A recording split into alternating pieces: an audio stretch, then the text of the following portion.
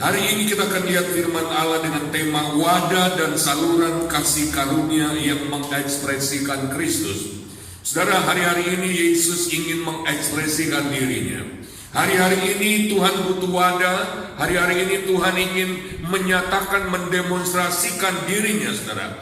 Efesus 1 ayat 22 sampai 23 berkata demikian. Dan segala sesuatu telah diletakkannya di bawah kaki Kristus, dan Dia telah diberikannya kepada jemaat sebagai kepala dari segala yang ada. Bagi Kristus, saudara, meletakkan segala sesuatu di bawah kakinya sudah terjadi, saudara. Tetapi bagaimana itu terjadi kepada kita? Karena dalam ayat 23 berkata, jemaat yaitu kita yang adalah tubuhnya, yaitu kepenuhan Dia yang memenuhi semua dan segala sesuatu. Ini belum nyata, saudara.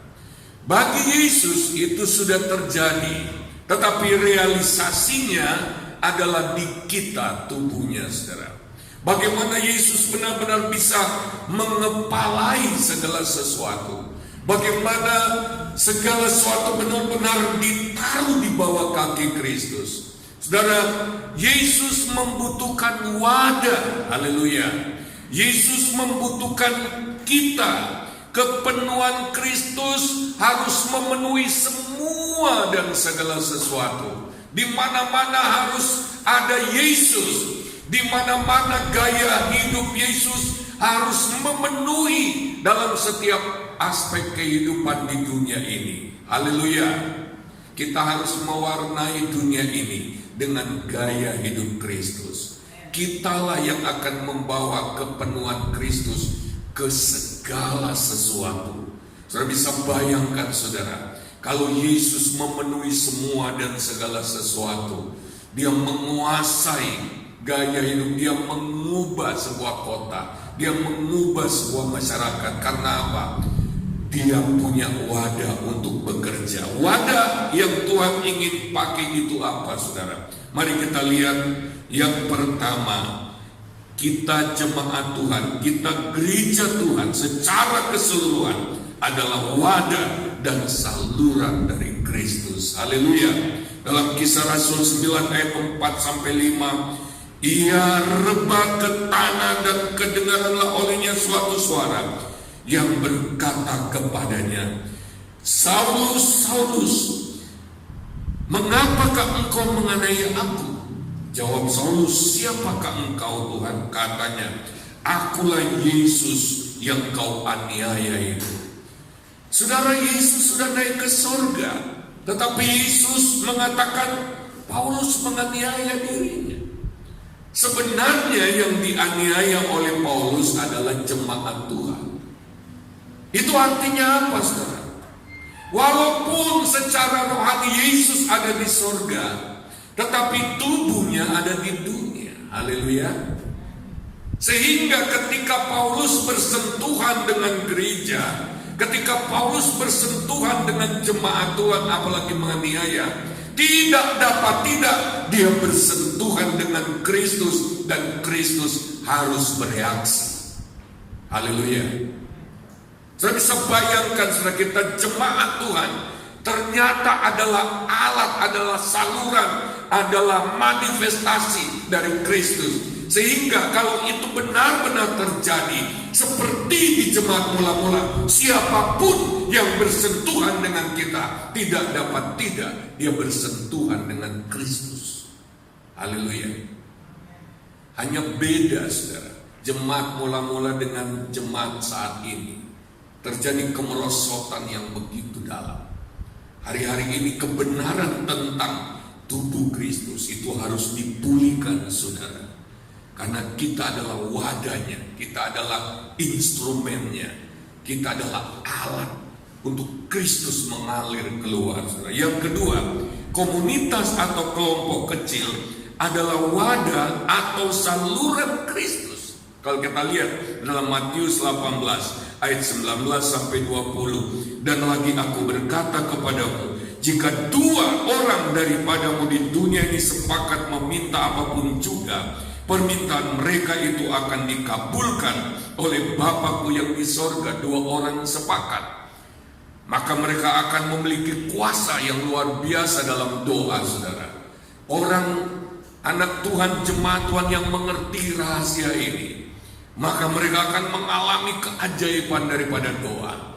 Saudara, ada banyak gereja, ada banyak anak Tuhan yang masih berdoa sendiri. Mereka belum praktek yang namanya doa sepakat, saudara. Mereka belum pernah atau jarang sekali mempraktekkan doa sepakat. Mereka merasa bahwa doa mereka sendiri luar biasa. Mereka kehilangan berkat dari firman Allah ini. Saudara, ayat 20 memberikan alasan, saudara. Ayat 20 memberikan alasan.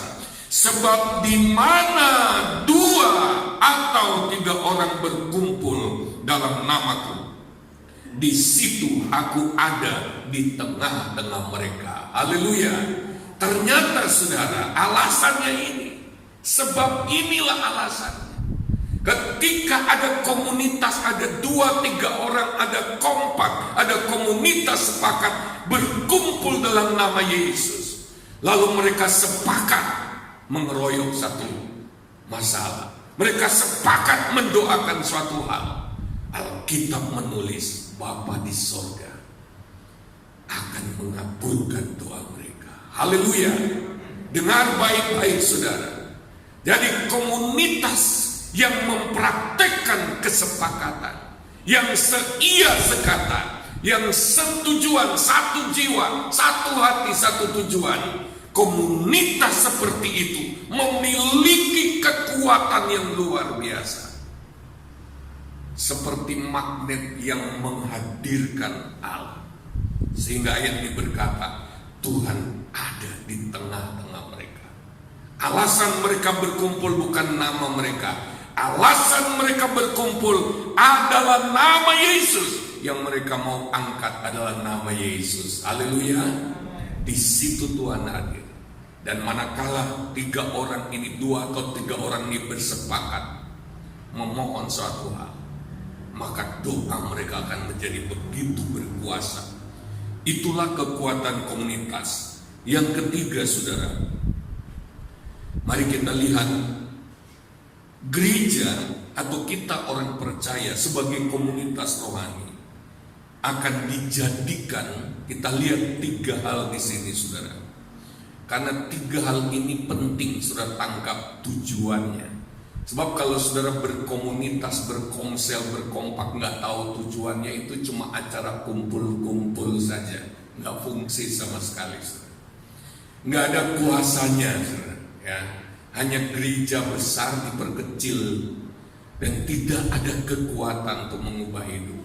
Ya, lama-kelamaan kalau orang merasa sibuk, orang merasa nggak butuh, dia akan meninggalkan komunitas itu, saudara. Mari lihat, saudara. Yang pertama, komunitas kita adalah keluarga Allah. Kita tidak perlu membaca lagi Efesus 2 ayat 19.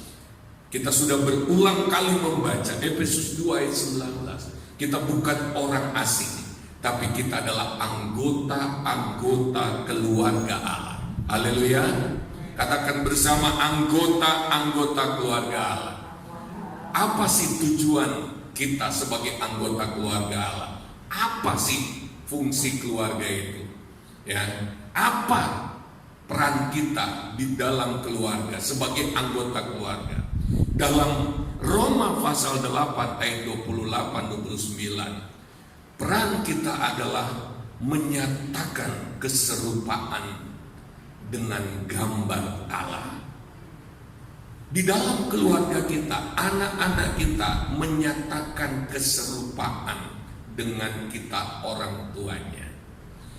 Apakah itu serupa dengan ibunya atau serupa dengan bapaknya? Anggota-anggota keluarga Allah itu, anak cucu yang lahir dalam keluarga, menyatakan, dimaksud untuk menyatakan keserupaan dengan orang tuanya. Apakah fungsi keluarga rohani? Apakah fungsi komunitas? Fungsi komunitas adalah untuk membangun gambar Allah dalam diri kita. Di dalam komunitas kita saling memuridkan. Di dalam komunitas kita dibentuk. kita bertumbuh dalam gambar rupa Allah. Haleluya. Komunitaslah tempat di mana gambar rupa Allah dalam diri kita disusun kembali setelah dirusak oleh kejatuhan di dalam dosa. Maka Allah ingin menyusun, membangun kembali gambar rupa Allah di dalam komunitas rohani. Saya bilang amin.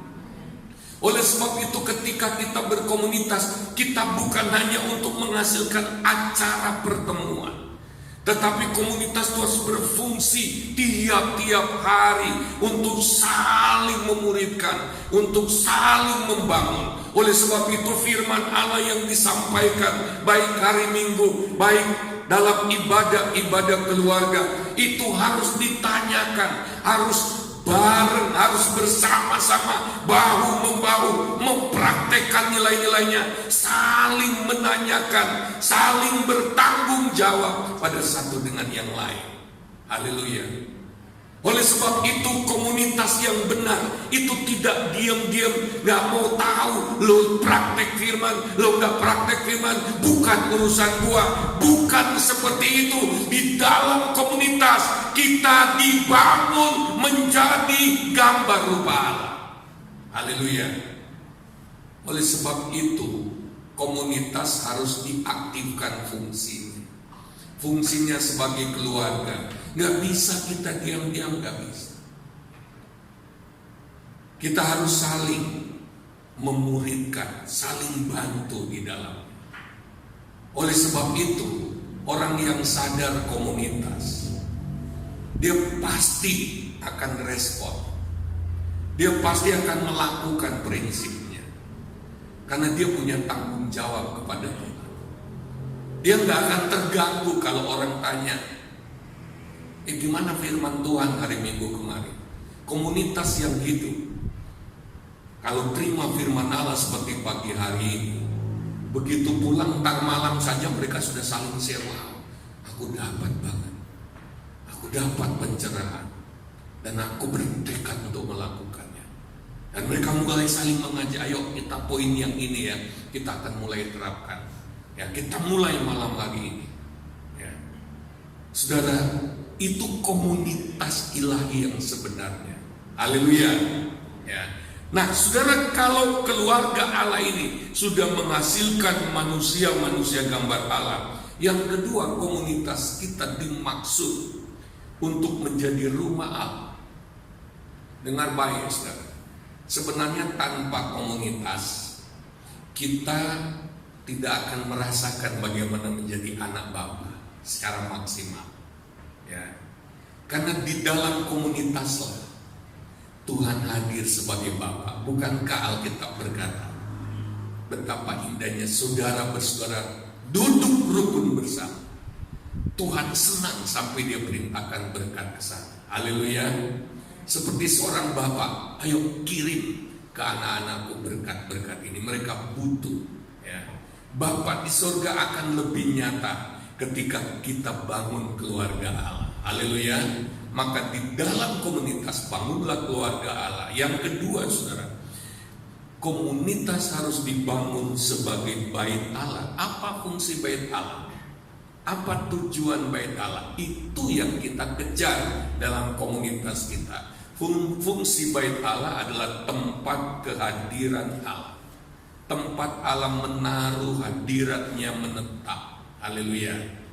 Tempat Tuhan memanifestasikan kehadirannya. Tuhan hadir di mana-mana, tetapi hanya di dalam komunitas ilahinya yang kita bangun.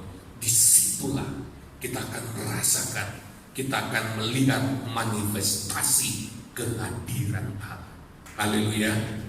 Ada anak Tuhan ketika menderita dalam pergumulan, dia berseru-seru kepada Tuhan, bahkan mempertanyakan Tuhan, Tuhan di mana Engkau? Dan dia merasa seperti seorang diri menghadapi masalah.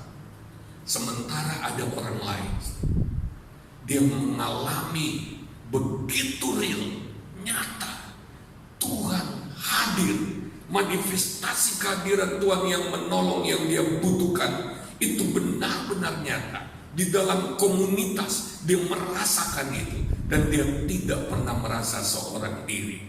Dia benar-benar mengalami kehadiran Allah. Maukah kita mengalami kehadiran Allah? Nah, komunitas itu, makanya komunitas gak cuma kumpul-kumpul ngobrol. Di situ harus ada penyembahan yang profetik. Apa itu penyembahan yang profetik? Kita nyembah, menghubungkan diri dengan Allah, buka tiga indera rohani untuk menangkap sesuatu. Jadi nggak cuma datar-datar, pikiran kita melayang, mulut kita nyanyi, tapi pikiran kita melayang. Profetik itu arahan dari Tuhan, ya, tuntunan dari Tuhan, sehingga kita menangkap sesuatu dari Tuhan yang mungkin teman kita butuhkan. Apalagi ketika di komunitas ada masalah sudah diungkapkan, kita menyembah, penyembahan doa profetik. Bahkan mungkin sementara kita berdoa, kita mulai menubuatkan seorang, karena apa? Tiba-tiba Roh Kudus begitu memberi keyakinan. Lalu orang ini mulai berdoa profetik, dia mulai berkata, haleluya, Tuhan itu besar dan engkau pasti ditolong oleh Tuhan. Engkau pasti berkemenangan, masalahmu pasti selesai, engkau pasti dapat jalan keluar. Dan benar, itu terjadi. Itu doa profetik, bukan doa karangan. Ketika seorang menyembah sungguh-sungguh, oleh sebab itu dalam komunitas penyembahan yang bersifat profetik itu perlu dilakukan. Butuh waktu untuk menyetel hati kita sampai terhubung dengan Tuhan, supaya kita mendapatkan profetik, mendapatkan arahan, kita dapatkan sinyalnya Tuhan, kita dapatkan, kita terhubung dengan frekuensi kerajaan Allah. Frekuensi itu akan menangkap apa yang Tuhan ingin katakan, dan itulah yang akan mengalir keluar. Haleluya, haleluya, haleluya. Yang ketiga, saudara, komunitas kita akan dipakai sebagai tubuhnya Tuhan, tubuh Kristus. Apa fungsi tubuh Kristus? Fungsi tubuh Kristus adalah menyatakan, dia ingin menyatakan dirinya melalui anggota-anggota tubuh. Dalam 1 Korintus 12 ayat 12-13 berkata, karena sama seperti tubuh itu satu dan anggota-anggotanya banyak, dan segala anggota itu sekalipun banyak merupakan satu tubuh, demikian pula Kristus. Sebab dalam satu roh kita semua, baik orang Yahudi maupun orang Yunani, baik budak maupun orang merdeka, telah dibaptis menjadi satu tubuh, dan kita semua diberi minum dari satu roh. Sudah perhatikan, komunitas itu bukan tentang saya perlu atau tidak, bukan, itu bukan soal kepentingan kita, bukan. Lalu kita berpikir, aku nggak begitu butuh. Ngapain kompak, ngapain komsel, aku nggak butuh. Komunitas itu kepentingan Allah. Haleluya. Komunitas itu Tuhan yang butuh. Oleh sebab itu, kalau ada yang merusak komunitas, dia sedang merusak kepentingan Allah. Komunitas itu keluarga Allah. Komunitas itu rumahnya Tuhan, tubuhnya Kristus. Dan saya ingin mengatakan, kehadiran Yesus dalam komunitas kita lah yang sesungguhnya menjadi pembangun komunitas itu. Komunitas itu adalah proyeknya Tuhan. Kita itu cuma gabung di dalam. Yang sebenarnya pembangun komunitas itu adalah Tuhan, karena Tuhan sendiri adalah komunitas. Allah Tritunggal itu, itulah Tritunggal sosial, Tritunggal komunitas. Tanpa Yesus anak Allah, Bapa tidak bisa menyelamatkan kita. Tanpa Roh Kudus, pekerjaan Kristus tidak bisa diterapkan dalam hidup kita. Roh Kuduslah yang membuat apa yang Yesus sudah kerjakan tergenapi dalam hidup kita. Allah Tritunggal saling bergantung satu dengan yang lain. Allah yang maha hebat itu gak bisa sendiri-sendiri. Allah itu. Apa kita itu maha Allah sehingga kita bilang, oh kalau Allah dia butuh komunitas. Kalau saya kan maha Allah, saya gak butuh, saya sendiri. Apa iya? Apa kita ini maha Tuhan? Atau Tuhannya Allah? Kita ini manusia bahkan yang sudah jatuh dalam dosa, sudah merosot luar biasa, ya, kerusakannya sudah begitu besar. Kalau kita nggak sadar ini, kita akan terus menerus hidup dalam kemerosotan, hidup tidak maksimal, apalagi mengaku orang Kristen. Sudah disurvei, saudara, lebih dari 50% orang Kristen tidak mengalami hal-hal rohani yang harus dialami. Gak mengalami. Lebih dari 50% gak mengalami Kristus. Dia cuma dengar hebatnya Kristus. Lalu dia coba-coba. Saya ingin mengalami itu, tapi dia gak mengalami. Karena dia independen. Dia sok mandiri sendiri. Kehidupan Kristen tidak didesain untuk sendiri. Haleluya. Kalau kita mengalami Kristus hanya kecil saja, nggak mengalami semuanya. Lalu survei yang kedua, ternyata orang-orang Kristen ya, hampir sama, hampir 50%, bahkan lebih bisa untuk zaman ini, tidak mengalami perubahan sama sekali.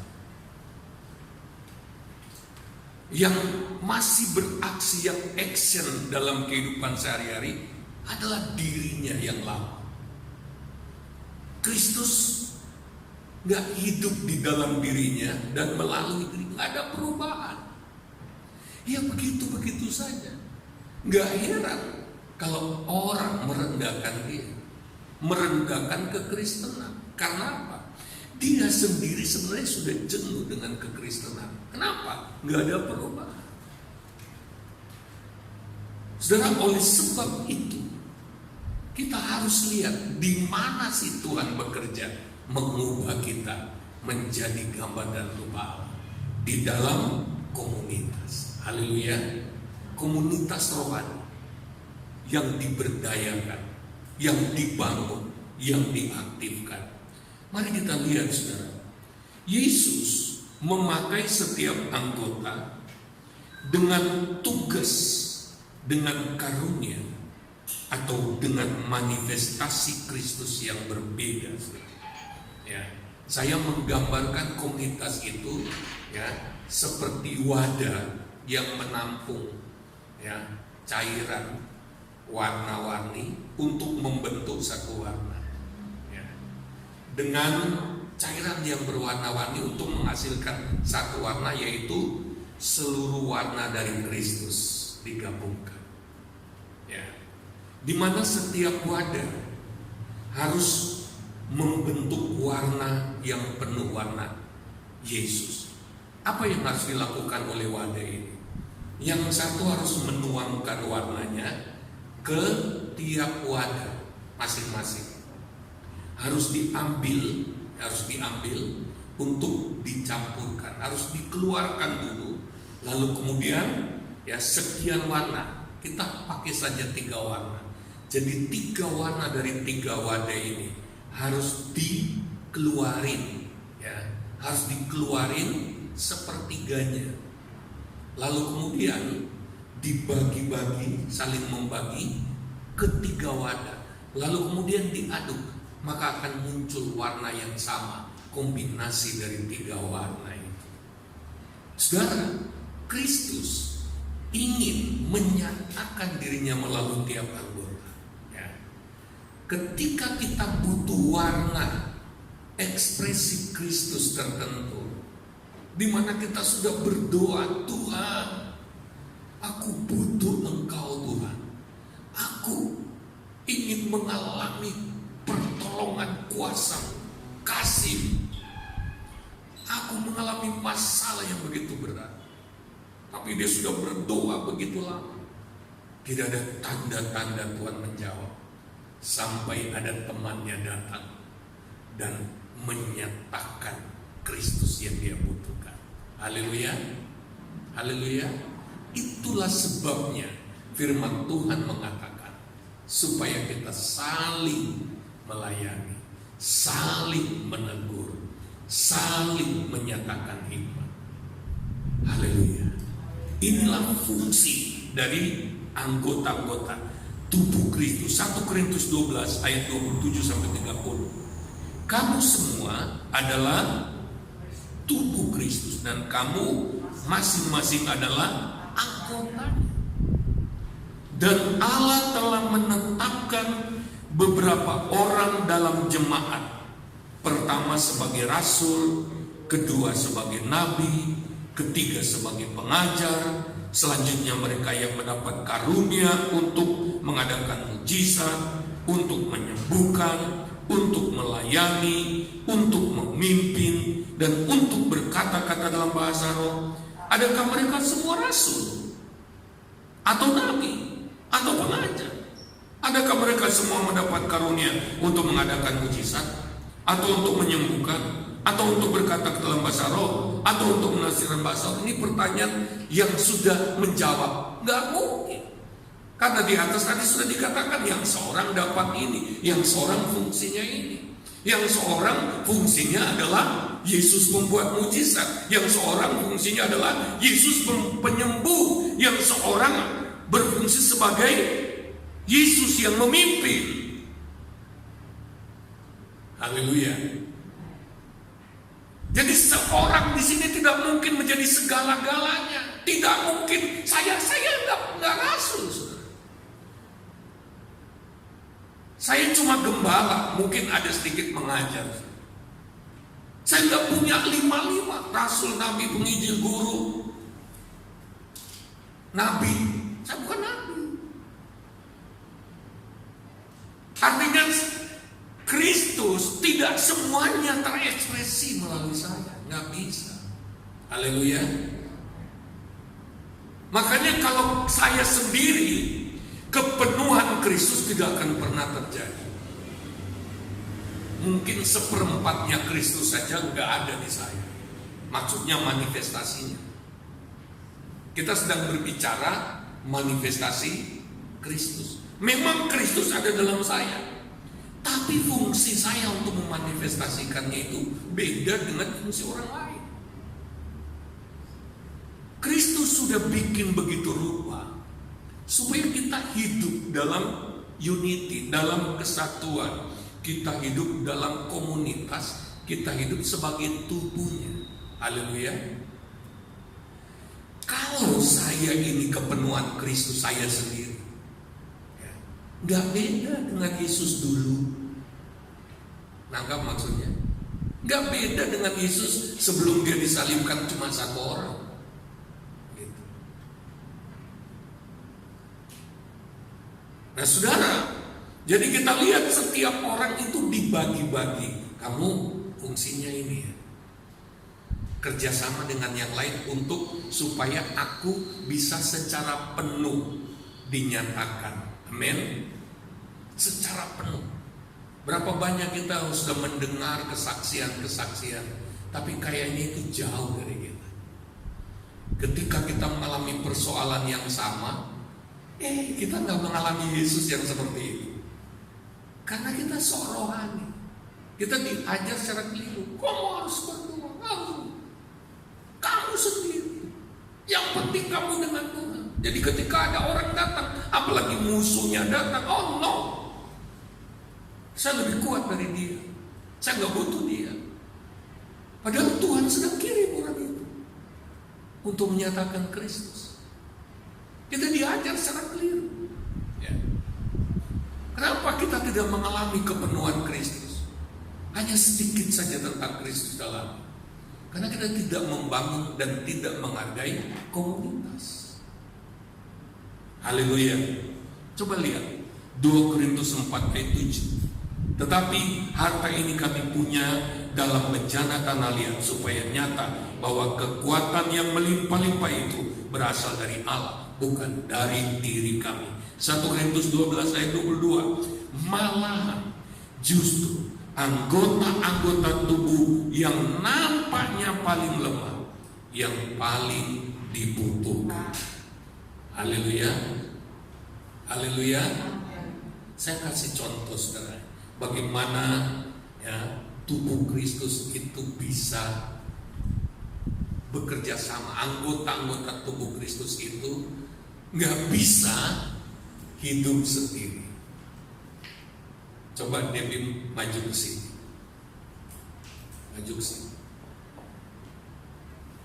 Tolong pegang tanganmu. Bawa Alkitab ini ke Oma, tapi kakimu tidak boleh berjalan. Bisa nggak? Bisa nggak? Kamu udah terima bawa ke Oma, tapi kakimu tidak boleh berjalan. Kakimu mogok kerja. Bisa nggak? Bisa? Nggak bisa. Tangan dan kaki dan mata harus ikut bekerja sama. Sekarang coba kamu bawa ke Oma, kakimu boleh jalan, matamu tutup. Bisa nggak? Susah. Susah ya. Saya mau beritahu, ketika kita butuh karya Allah yang luar biasa, Tuhan Yesus butuh semua anggota tubuhnya itu bekerja sama untuk menghasilkan sebuah mujizat. Haleluya. Haleluya. Maka kita nggak bisa merendahkan anggota tubuh yang lain. Alkitab berkata jangan-jangan anggota tubuh, anggota komunitas yang kamu hina-hina, yang kamu anggap nggak ada artinya dia bagiku. Jangan-jangan nanti persoalanmu dialah manifestasi Kristus yang akan nyata untuk menolong hidupmu. Mungkin kita berpikir, ya tapi memang pribadinya aku tidak suka. Terserah. Tapi engkau harus suka Yesus yang ada dalam dia. Haleluya. Haleluya. Mungkin kita menganggap dia, bahkan kita sering menolong dia, tetapi pada saatnya kita butuh pertolongan, pertolongan Tuhan gak datang-datang. Ternyata Kristus di dalam dia yang akan action. Karunia yang dia milikilah yang akan Kristus pakai untuk menolong kita. Oleh sebab itu di dalam komunitas tubuh Kristus kita harus saling menghargai, saling merawat, karena satu saat Yesus yang saya butuhkan mungkin ada di dia orang. Haleluya. Jadi ketika kita menghargai anggota tubuh Kristus, anggota komunitas, kita bukan semata-mata menghargai dia, tapi kita menghargai Kristus yang ada di dalam dia. Kenapa kita tidak mengalami Kristus? Kita sombong, kita tidak mau berdayakan Kristus yang ada di orang itu. Enggak, saya sih butuh pertolongan, tapi ya amin-amin. Tanpa sadar kita sedang meludah ke Yesus yang mau bekerja lewat dia.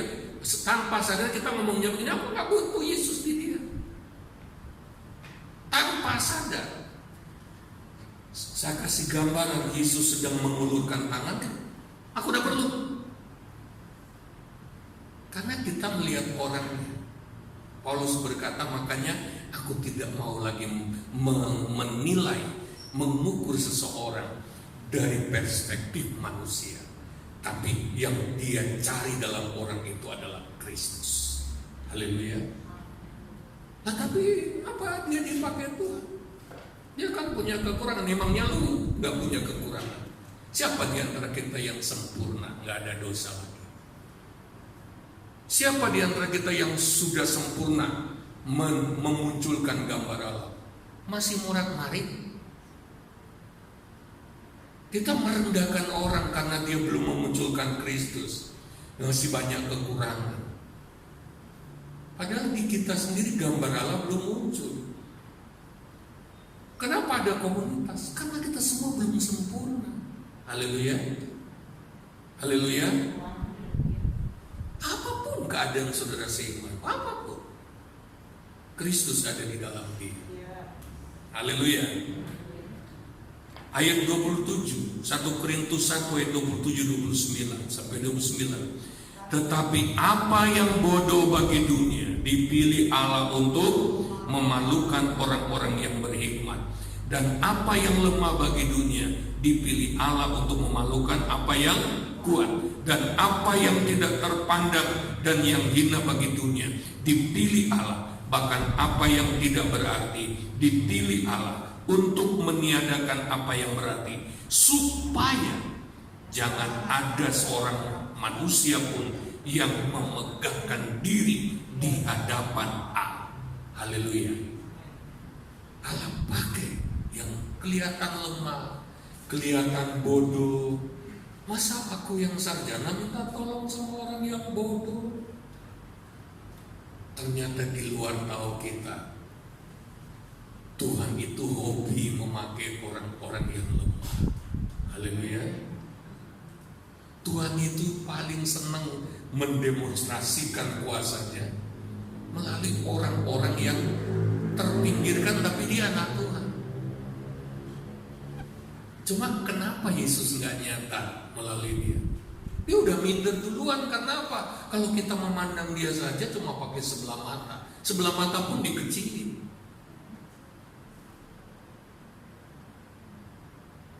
Jadi Kristus nggak pernah nyata. Jadi kita kekurangan Kristus terus. Kita hidup dengan masalah yang nggak selesai-selesai.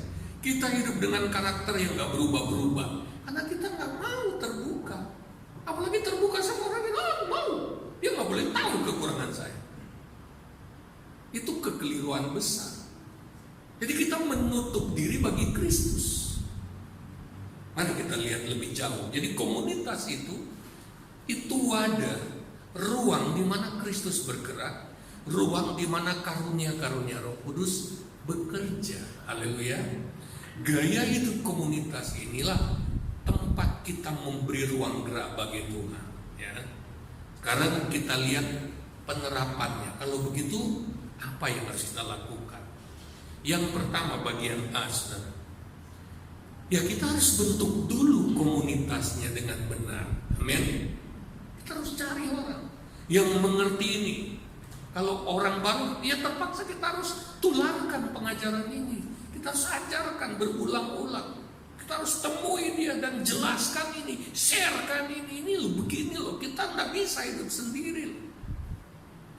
Mungkin pertama kali kita jelaskan dia nggak terima, tapi satu saat dia akan punya masalah dan dia akan akhirnya mengakui ternyata saya butuh orang.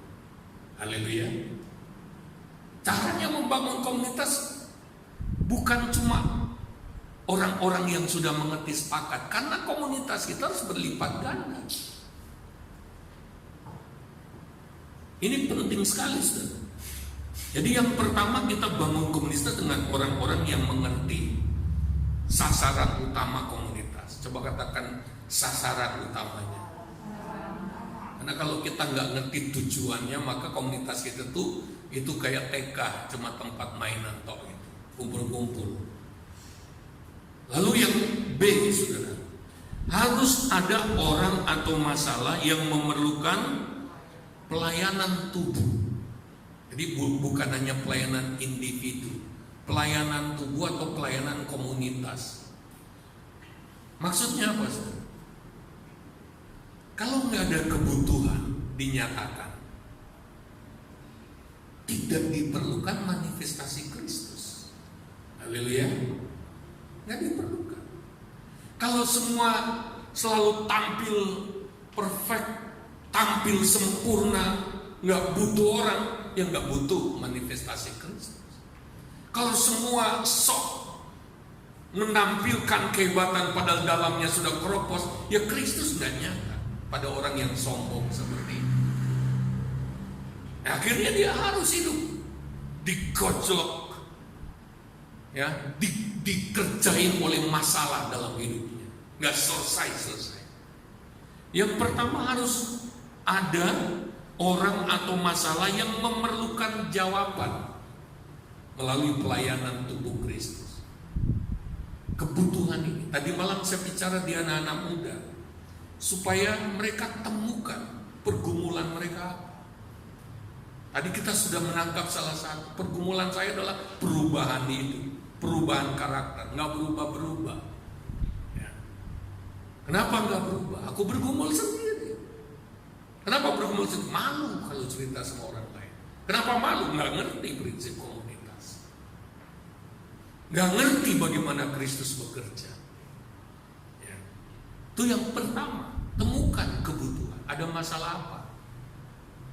Lalu kemudian apa yang harus dilakukan dalam hal ini? Yang pertama, kalau kita sudah menemukan itu, kita harus berdoa minta Tuhan Yesus alirkan kuasa pertolongannya. Haleluya, haleluya. Jadi kita nggak cuek. Ingat, kita itu punya tanggung jawab. Karena kita sudah menerima, di dalam kita sudah ditaruh Kristus, sudah ditaruh karunia. Kita nggak bisa menganggurkan itu. Kita bertanggung jawab menyatakan. Oleh sebab itu, orang yang sadar dalam dirinya ada karunia, dia itu nggak diem, nggak tahan kalau lihat orang ada masalah. Pasti di rumah dia mulai mendoakan Tuhan. Tuhan. Tapi dalam poin satu ini, saya arahkan ke yang membutuhkan. Orang yang membutuhkan itu harus berdoa. Dia tidak boleh hanya berharap kepada anggota komunitas yang punya karunia. Aku nggak perlu berdoa, cuma cerita aja sama teman saya, pasti Tuhan bekerja. Nggak begitu. Kalau kita nggak berdoa kepada Tuhan, sumbernya. Karena yang akan bekerja melalui saudara seimanmu adalah Yesus sendiri. Haleluya. Jadi kita nggak bisa kemudian aku nggak perlu berdoa, nanti datang aja sama teman komunitas, nanti dia doa dalam nama Yesus sembuh. Belum tentu sembuh. Kita harus berdoa, Tuhan, aku butuh pertolongan. Bagaimana ini? Lalu kemudian, mari kita lihat yang kedua. Kita harus hargai karunia yang ada pada saudara kita. Tadi saya sudah jelaskan. Kita sudah berdoa, Tuhan mohon pertolongan. Tapi ketika Tuhan mau pakai seseorang, kita merasa harga diri kita jatuh. Kita nggak mau. Terbuka pun nggak mau. Bagaimana Kristus bisa bekerja? Kita harus hargai.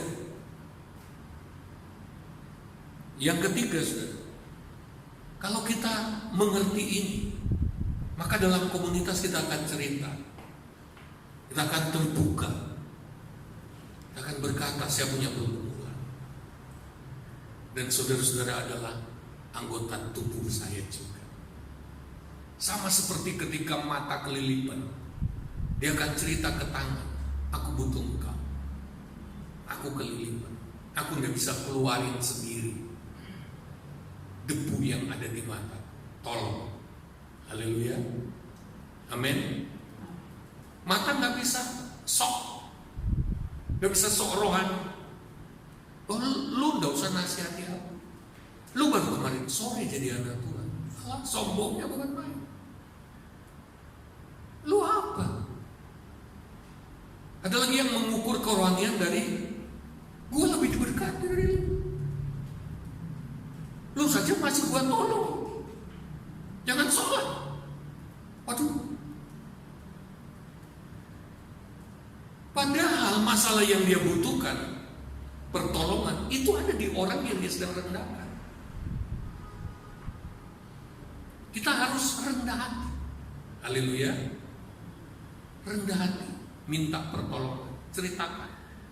Kita belum tahu siapa di antara komunitas itu yang akan dipakai Tuhan. Tapi kita harus rendah hati, kita harus menghargai, kita harus cerita. Nggak mau terbuka ya begitu-begitu aja. Sampai kapan? Ada orang punya pergumulan dengan dirinya, sudah puluhan tahun nggak berhasil di atas. Kenapa? Nggak terbuka. Terlalu malu. Malu sebenarnya itu salah satu ekspresi dari kesombongan. Aku malu nanti kalau aku cerita, aku punya pergumulan. Ya sudah, aku tanggung ini sampai mati, sampai masuk neraka, karena aku gak berubah-berubah. Ceritakan, haleluya. Lalu kemudian saudara, kita harus izinkan ada orang yang melayani kita. Amin. Sekarang bagian dari orang yang dipakai Tuhan, bagian orang yang mau dipakai Tuhan, apa yang harus dia lakukan? Yang pertama, dia harus siap untuk dipakai oleh Kristus menjadi saluran kuasa dan kasih-Nya melalui karunia-karunia Roh.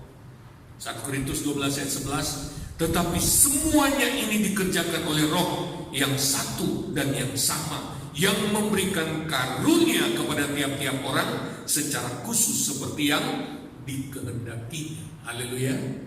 Tiap-tiap orang sudah diberi karunia. Karunia itu harus diberdayakan. Ya. Ingat, karunia diberikan bukan untuk diri kita.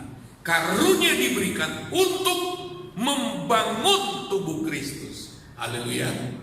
Untuk kepentingan bersama. Saudara belajar karunia itu mulai dari ayat 1 sampai ayat 10. Saudara akan temukan bahkan di pasal 14 kitab Korintus. Saudara akan lihat, saudara akan temukan karunia-karunia itu diberikan untuk kepentingan bersama. Jadi anak Tuhan tidak boleh egois. Haleluya. Ya.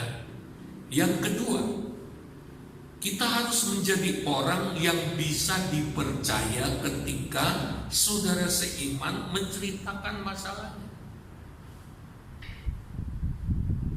Jangan ketika masalah diceritakan, saudara tidak menggunakan atau tidak menjadi alatnya Kristus, malah menjadi alatnya iblis. Saudara cerita-cerita keluar ke musuh-musuhnya. Bukan berarti nggak boleh cerita ke orang lain. Dalam komunitas rohani, komunitas saudara itu ada mentornya. Di dalam gereja ada gembalanya. Komunitas itu perpanjangan tangan saja dari gembala. Gembala harus tahu. Apalagi kalau masalah dalam komunitas, saudara nggak bisa pecahkan lagi. Apalagi ada saudara di dalam komunitas, masalahnya terlalu berat. Saudara harus ceritakan ke mentor saudara, kepada orang tua rohani, kepada kakak rohani, kepada orang yang lebih bisa. Bukan didiamkan. Yang tidak boleh adalah menceritakan keluar untuk menjelek-jelekan, untuk menjatuhkan. Orang Kristen yang mulut ember tidak akan dipakai oleh Tuhan. Orang Kristen yang menceritakan kejelekan saudara seimannya, bukan melayani, bukan menjawab, dia tidak akan dipakai Tuhan. Kalau ada orang seperti dalam komunitas, besok lagi dia tidak boleh ada di situ untuk ketika sudah mengutarakan pergumulan. Sudah tetap mengasihi dia, tapi sudah tidak bisa mempercayai dia. Haleluya. Tetap dikasih, dan dia harus menjadi salah satu objek pelayanan. Ini orang harus dilayani mulutnya. Mulutnya nggak bisa dipercaya. Ya. Bocor. Jadi kita harus tahu kepada siapa. Kalau kita sudah nggak mampu, kepada siapa kita harus menyampaikan. Kepada siapa kita harus menceritakan. Saya pun akan menyampaikan hal-hal tertentu tentang saudara kepada orang yang berkaitan. Yang saya tahu ini orang berkaitan, bisa dipakai Tuhan. Jadi nggak sembarangan. Jangan sampai ketika kita nggak ada kerjaan, nggak ada bahan gosip, yang kita gosipin teman kita sendiri, saudara seiman kita sendiri. Ya. Yang ketiga, harus memiliki kepedulian, keterbebanan, dan kasih. Ini kuasa atau pipa di mana karunia itu mengalir, yaitu kasih. Mari lihat 1 Korintus 12 ayat 25 sampai 26. Supaya jangan terjadi perpecahan dalam tubuh, tetapi supaya anggota-anggota yang berbeda itu saling memperhatikan. Karena itu jika satu anggota menderita, semua anggota turut menderita. Jika satu anggota dihormati, semua anggota turut bersukacita. Ya. Jadi harus terbeban, ada empati. Sekarang ini orang-orang Kristen cenderung individual, nggak ada kepekaan sosial, nggak ada empati sama sekali, nggak merasakan apa-apa ketika mendengar saudara seimannya punya masalah. Bahkan ada yang begini, syukur, ya, alhamdulillah, ya, ben tobat, ben kapok. Malah seneng kalau saudara seimannya diterpa masalah, malah seneng, malah menunggu, ingin menonton bagaimana orang itu tersiksa, ingin menyaksikan bagaimana orang itu hancur. Wah, ini bukan karakter anak Tuhan. Nggak pantas menyandang sebutan anak Tuhan. Dengar baik. Kita harus, orang yang mau dipakai Tuhan tuh harus peka. Hatinya harus teriris-iris ketika saudara seimannya punya masalah. Kenapa sih? Kenapa Tuhan itu nggak tolong kita? Kita itu terlalu egois. Orang yang egois malah dicuekin Tuhan.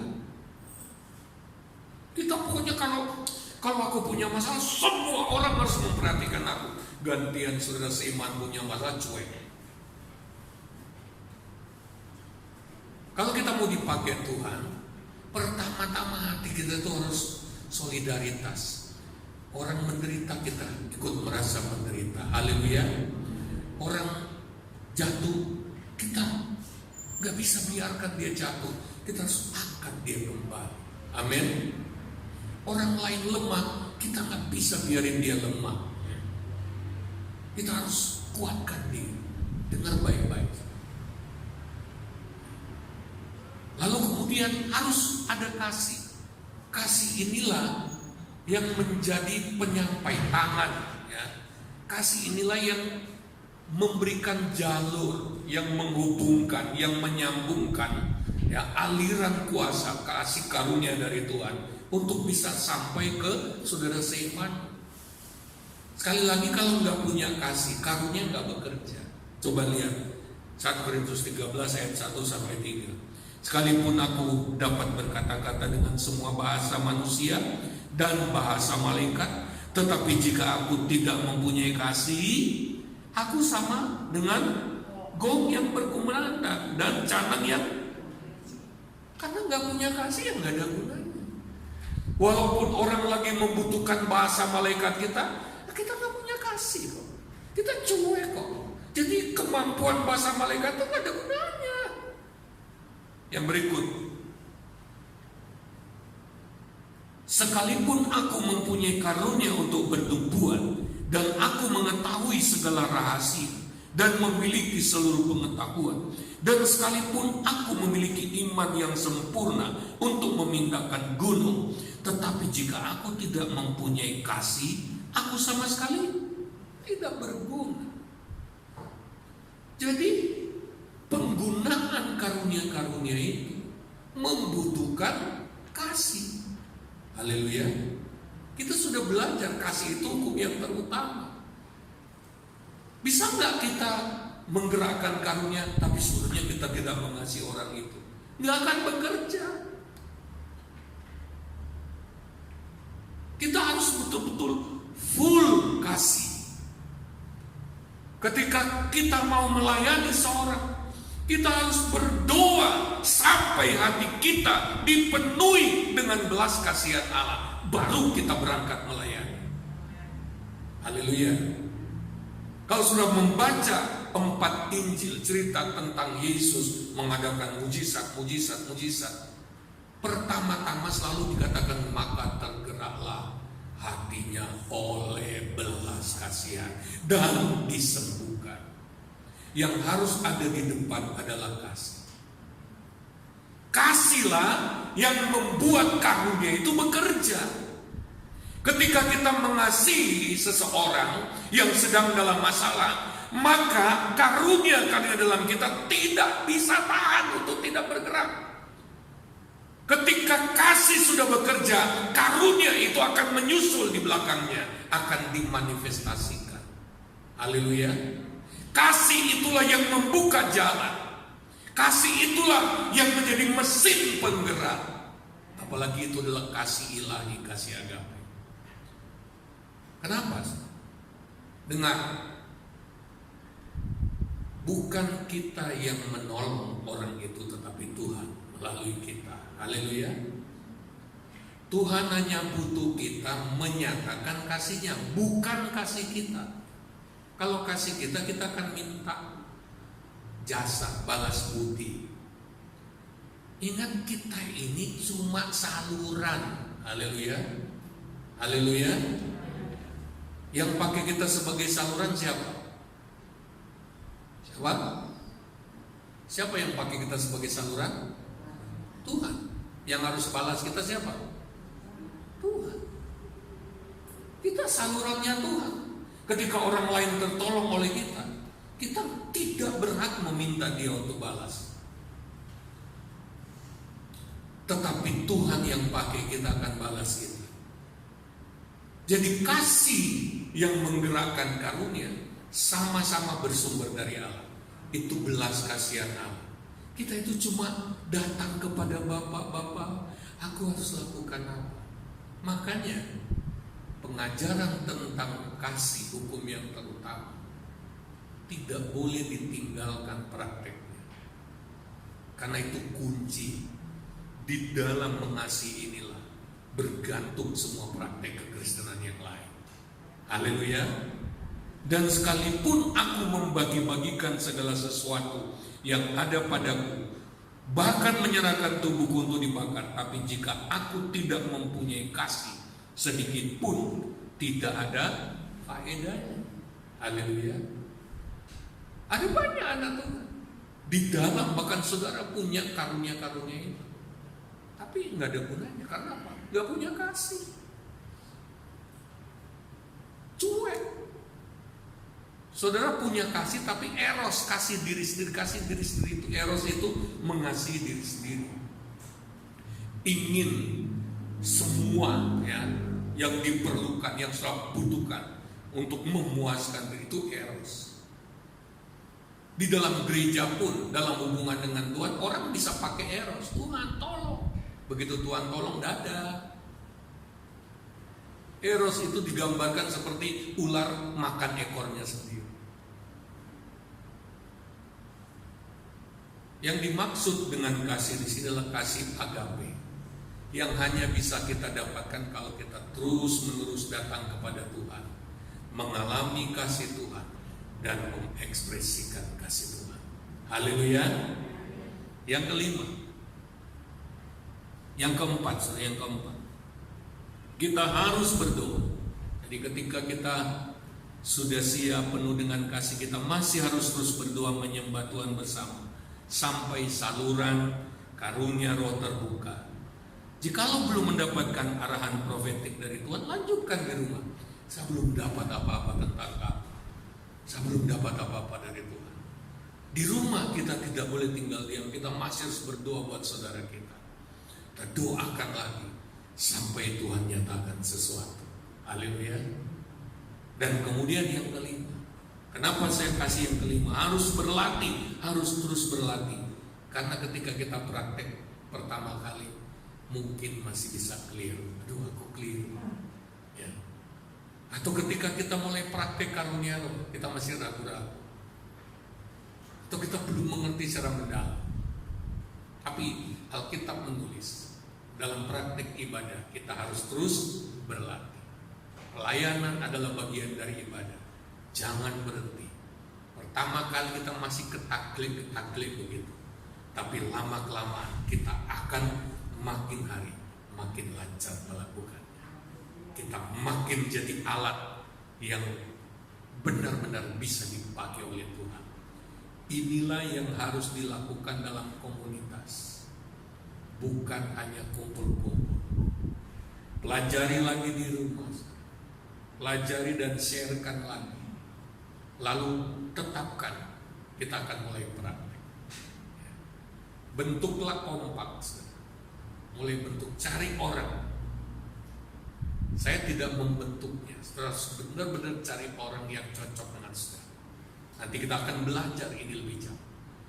Saya percaya Tuhan sedang memulai sesuatu yang besar di kita. Demonstrasi, pekerjaan besar akan Dia lakukan melalui kita.